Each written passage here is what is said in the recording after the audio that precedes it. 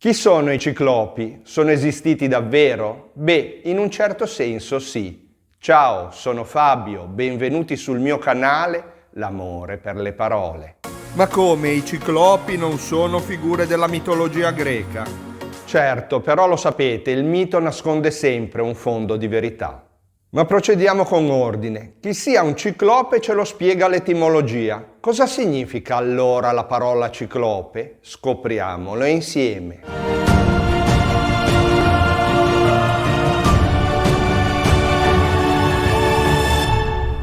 La parola ciclope muove i primi passi nell'antica lingua greca, quella di Omero e di Esiodo per intenderci. Stiamo parlando dell'VIII secolo a.C. È un aggettivo, frutto dell'abbinamento di due sostantivi. Il primo, kyklos, significa cerchio, circolo, orbita, mentre il secondo, ops, vuol dire occhio. Kyklops, ciclope, significa dunque dall'occhio rotondo. I ciclopi infatti sono creature con un occhio solo di forma tonda in mezzo alla fronte. Per Esiodo sono i figli di Urano e Gea, la terra.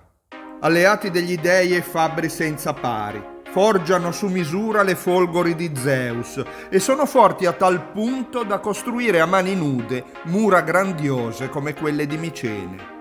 Per Omero invece sono figli di Poseidone, l'immagina nativi della Sicilia, dei veri mostri. Quando Ulisse incontra Polifemo inorridisce. È un essere di statura gigantesca, oscura al sole. E ha un occhio solo in mezzo alla testa. Disprezza gli dei, è un bruto che si ciba di carne umana. Vive insomma come un selvaggio, dorme tra le pecore, dentro una grotta profonda. E solo come un cane.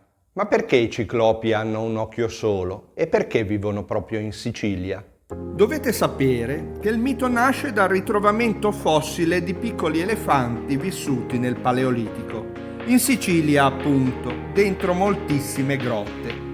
Ora, i crani presentano un grande foro centrale, la cavità della proboscide. Chi trova questi resti però non lo può sapere. Pensa a creature gigantesche con un occhio solo, da qui la leggenda dei ciclopi. Ma la realtà? L'ipotesi più accreditata è che i ciclopi fossero artigiani emigrati dall'Oriente per raggiungere le Eolie. Fabbri di capacità straordinaria. Le isole conservano diverse tracce di lavorazione dei metalli. Ma come si spiega l'occhio solo? Beh, forse con la tradizione di coprire uno degli occhi proteggendolo dalle scintille, o quella di tatuarsi sulla fronte il simbolo del sole, divinità a cui quegli uomini erano particolarmente devoti. Vi siete innamorati di questo canale? Signori, che dire, non sarò certo io a impedirvi di iscrivervi. Già che ci siete, allora lasciate dei commenti e condividete. Poi mi raccomando, attivate subito la campanella delle notifiche, non perdetevi le novità. Se invece il video non vi fosse piaciuto, vi prego, non diffondete, spegnete subito il cellulare e non parlate più con nessuno. E perché ciclopico in italiano equivale a gigantesco, ad enorme? Beh, qui il tratto distintivo, unico del ciclope, quello di avere un occhio solo, si perde del tutto. Prevale un aspetto secondario. Quello della figura possente, in grado di sollevare massi e costruire mura smisurate. Quando dunque pensiamo ai ciclopi, immaginiamoci ad occhi chiusi quell'unica pupilla descritta dall'etimologia. E stupiamoci ancora davanti a quelle figure colossali, nate dal cranio forato di un elefante, da un fabbro dall'occhio bendato o col tatuaggio del sole in mezzo alla fronte.